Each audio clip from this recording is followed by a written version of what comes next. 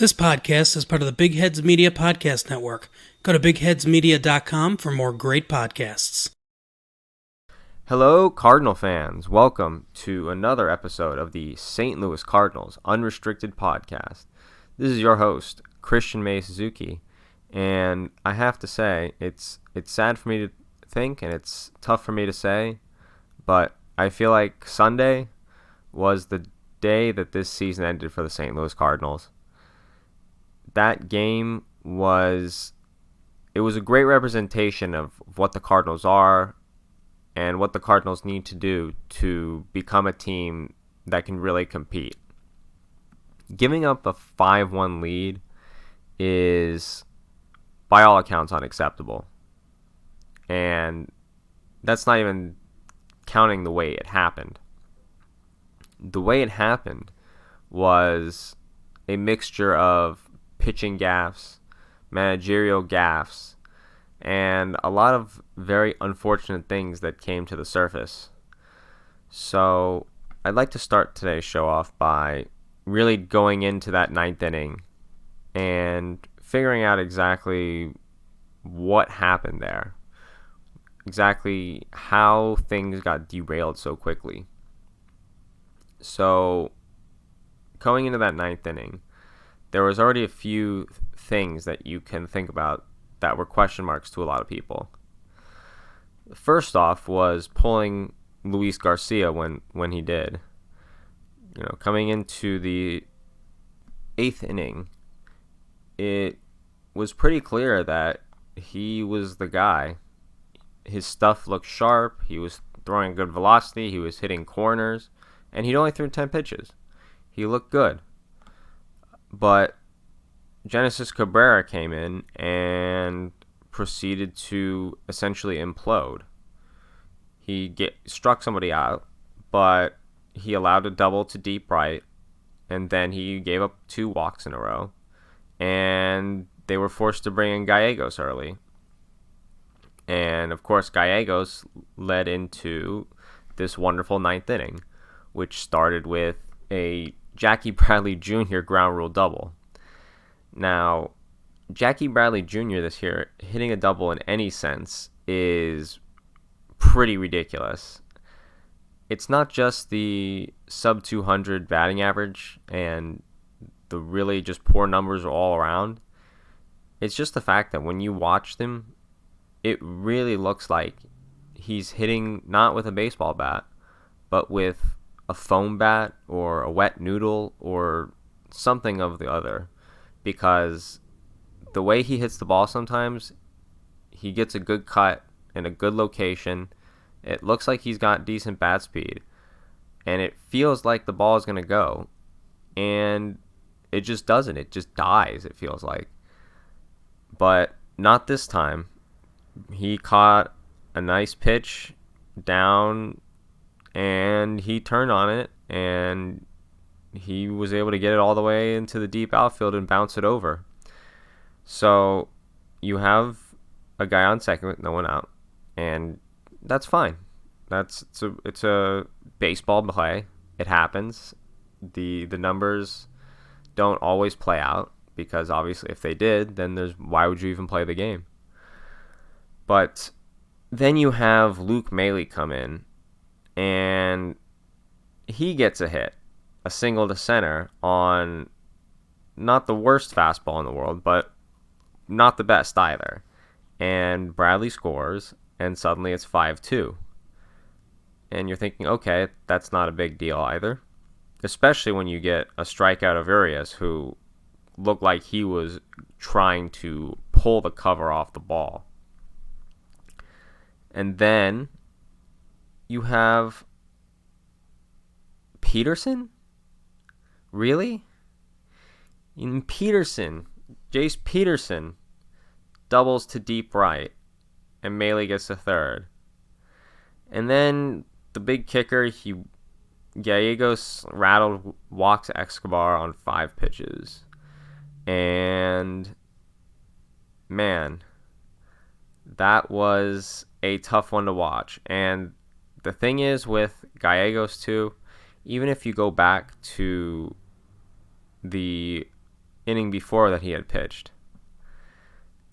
Man, did Rowdy Tellez look bad. And it wasn't necessarily because Gallegos looked good. He hung a slider for the first pitch. There was a couple fastballs that he just totally missed. And the last slider, it was a good pitch, but it probably could have been a little higher. And man, he looked like a fool. And then also, that Yelich lineout was an incredible play by Goldschmidt. The way he speared that thing it really reminds you that even if he doesn't provide offensively, the defense that he brings to the corner is really important for this team with the way that is constructed. I mean, if we remember back to when Martinez was our first baseman and the team had the worst defense in the league, essentially, by most metrics. And then Goldschmidt came in, and suddenly they had the best defense in the league by a decent number of metrics. So we know that he's a great defensive player, and we know that that's really helped. But the problem is Gallegos really that good? Does he really have that sharp of stuff? And I only think time will I think that we need to see a little bit more. He's put up good numbers over the last couple of years, and I know a lot of people are very much sold on him.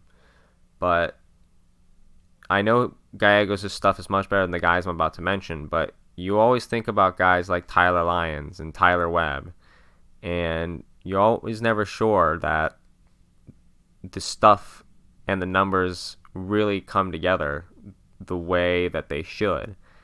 And if they don't, then how much more time is it going to be until that happens? How much more time until the smoke and mirrors sort of runs out and suddenly you have a guy who has been figured out and who can't get anybody out because they don't have the stuff to really get guys out? Do I think Gallegos will get to that point? I don't think so. But do I think that there's going to be a point where it's going to be tough to keep Gallegos in a 8th or 9th inning role? I think that there is certainly a possibility. I'm not 100% sold on his stuff. I'm not 100% sold on his composure. I'm just not 100% sold on him yet. And part of the reason that he's in the spot that he is, and he's as reliable, or he's perceived as being as reliable as he is because the Cardinals bullpen has had a lot of struggles and a lot of injuries. And hopefully when that comes back together and comes back around, and maybe you have a guy like Dakota Hudson, and maybe you have a guy like Jordan Hicks, and hopefully those guys can pan out. Or if Dakota Hudson hits the rotation, you have another guy that gets bumped out from there. Who knows? You really have to hope that Gallegos doesn't have to serve in this 8th role spot, or I don't know if this team is really going to be able to take that next step. I think that Gallegos will be great as a 6th and 7th inning guy. He can really put things together and glue it together, and he's shown obviously a decent amount of consistency and proven numbers in the MLB over the past couple of seasons. But I might be crazy, but I'm just not 100% sold on his stuff, and time might tell. Time might prove me wrong, but let's just hope that Gallegos really fits the bill, because I do think that there needs to be another guy in front of him, really. And hopefully that can be Jordan Hicks. Hopefully we can have Jordan Hicks and Alex Reyes together at the top. But that also depends on Alex Reyes, and let's get to that. So Alex Reyes had a very interesting sequence on Sunday. Threw 2 pitches. The first was a low breaking ball that he got squeezed on. Clearly got squeezed on. Was a terrible call. And you could tell that he was pretty upset, and he just wasn't feeling it. And so what does he do? He throws a fastball right down the middle. That gives me some really tough vibes. Gives me some really really, really familiar vibes. It reminds me a lot of Carlos Martinez and the way that he would break down and he would have issues mentally when calls wouldn't go his way, or when he would have these streaks of problems or rough games where he would walk a bunch of people, and you would see that it would affect him mentally. And Reyes is a young guy, but as the closer, he's really got to buckle down and really take the mental game seriously. I think the Cardinals also really have to help him buckle down and take this seriously. This is something that needs to be addressed and needs to be nipped in the bud as soon as possible. I'm not even necessarily concerned so much about the performance as I am about his mentality. And while it might seem radical, someone that I know even suggested that he might need to go to a sports psychologist of some sort. And that might not be a horrendous idea, because we've seen the way that a talented pitcher can just completely unravel from issues with keeping their mental game in fighting shape, being able to weather through adversity, and being mature and being a leader. And obviously we haven't seen issues with the latter with Reyes as we have or might have with Martinez. But at the end of the day, having the issue of allowing your frustration to show in your pitching in a negative way, where you're just hanging pitches because you're just upset and throwing them right down the middle as hard as you can, that's not good, as we saw. That's what gives up grand slams. That's what professional hitters are looking for. And Alex Reyes is an incredibly talented pitcher. He's a guy that the Cardinals have invested a lot of time, energy, and effort. And he's a guy that is a big part, a cornerstone of their future plans. So they really, really need him to be able to work out, because it would be really, really disappointing if the one thing that the Cardinals will worry about for so long, the injuries, is something that he finally gets over, only for the career to be derailed by mental struggles and just not being able to tough it out mentally, not being able to survive as the closer or as a relief pitcher. And that's something that we can't allow to happen if the Cardinals really want to keep this window open and want to make something happen, because we already have seen the bullpen and the pitching staff as a whole is as bad and as injured, as damaged as it's been in a long time. And we have a guy like Wainwright, who's been the mainstay, leaving soon. And we don't really have a guy to pair alongside Jack Flaherty, as I've said, when complaining about the Jose Barrios issue. But at the end of the day, we really need to put the bullpen together first, because that's been an issue for the Cardinals for a really long time. And now that now that we have the pieces to finally make it a strength of the team, can't allow these mental blocks to really uproot that whole thing. They have to take every action needed to get him back on track and get him back to where he was at the beginning of the season, when he was an all-star closer. He was putting up elite numbers, albeit the walks were a struggle, but that's not seemingly the issue as much anymore as it is just generally being in the right state of mind to pitch as a closer. I mean, it does sound radical, but maybe the sports psychologist, or maybe he needs to talk to somebody to work it out. And it's not necessarily a weakness to have to talk to a sports psychologist, to have to talk to a therapist about struggling to be a closer. That's probably one of the most pressure-filled positions that you can play in any sport, period. It's not a weakness. It's not something to be ashamed of. It's just part of a person's nature. And if someone is overtly emotional, like Martinez is, like Reyes might be, then maybe you talk to somebody, because we really cannot afford to see what happened to Martinez, a great talent derailed by mental issues, or not mental issues, but just missteps, probably a better word. Then we just can't have that with Reyes. We just can't.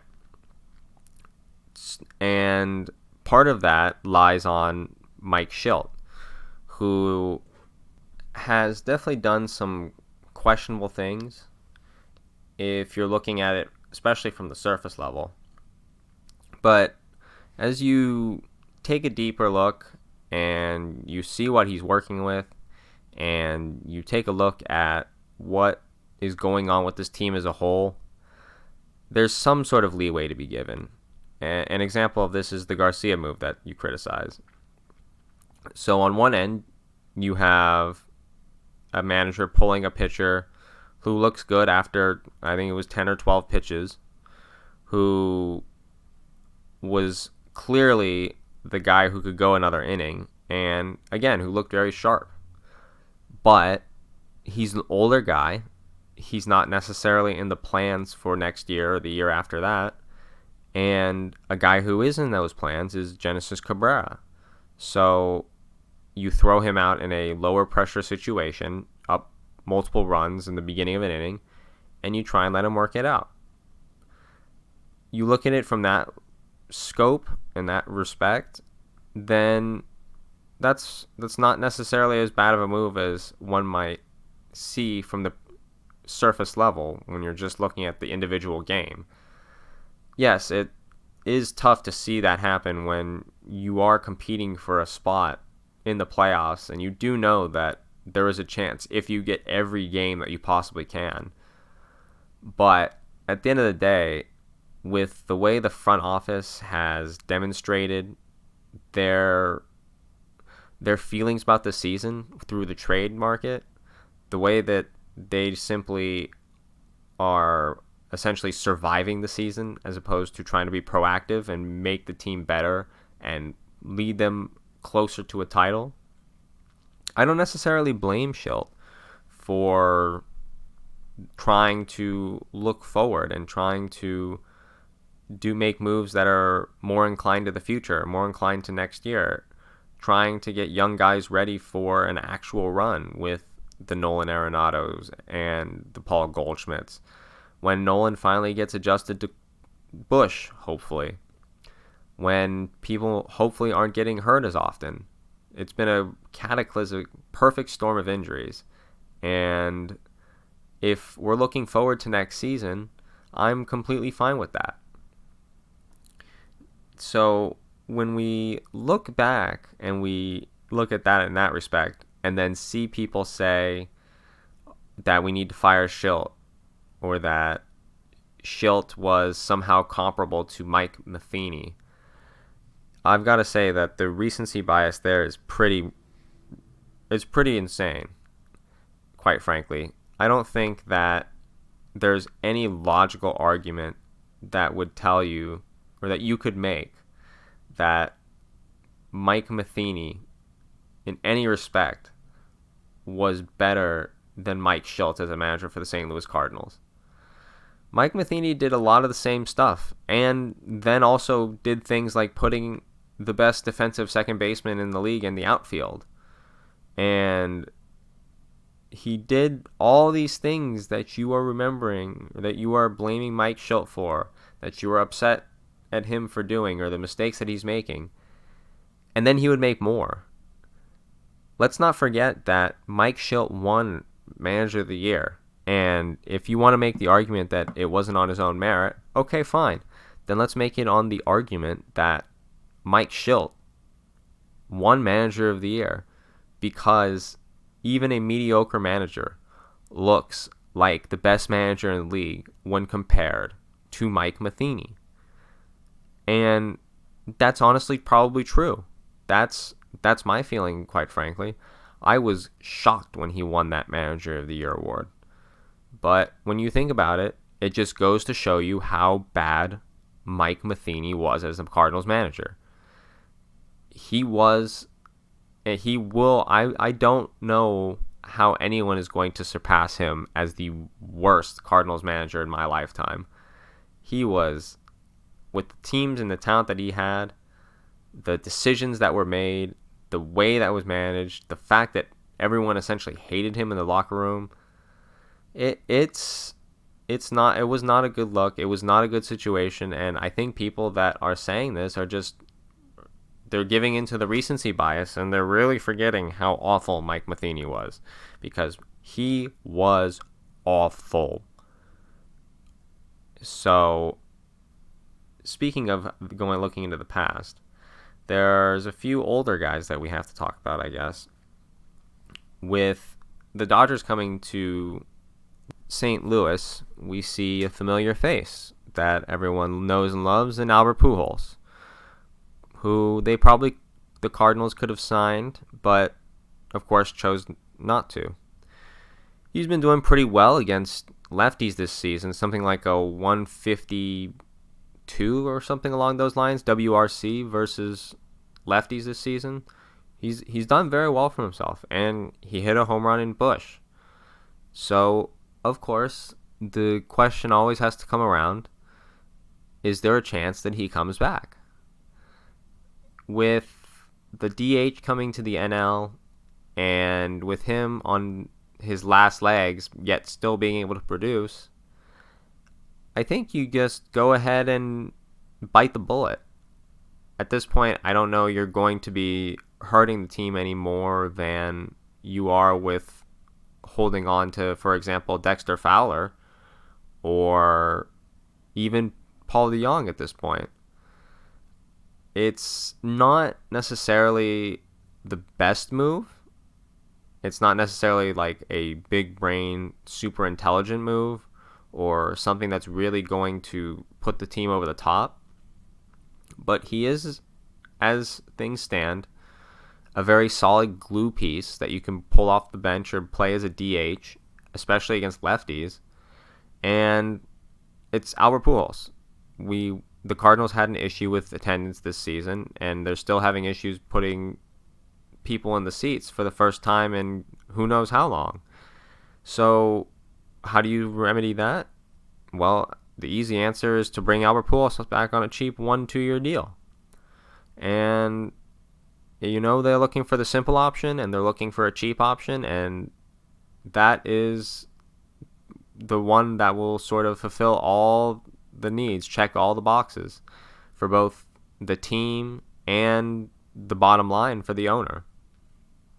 Another guy who is older, who we actually are talking in the opposite sense of, is a guy that's on the team and that we've had on the team for a while, but as great as he's been in the past, it's time for him to leave, and that's Matt Carpenter. So Marp just hit 10 years of service time with the St. Louis Cardinals, and he's had a hell of a career with us. He's one short of 300 doubles, 155 homers, over 1,000 hits, and he had a great stretch over 5-6 years. I think it was 6 years from 13 to 18, when he hit 273, 378, 472.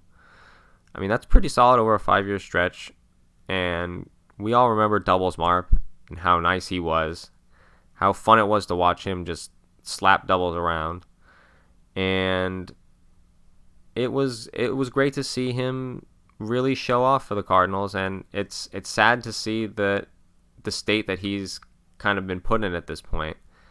He just doesn't really have the bat speed or the pop, and the approach that he's taken over the last few years of trying to hit home runs over trying to slap doubles and make contact and put the ball on the field, I think that that's hurt his aging a little bit. I think that if he was a little bit more, or he returned a little bit more to his finesse approach, I think he might be a little bit more successful.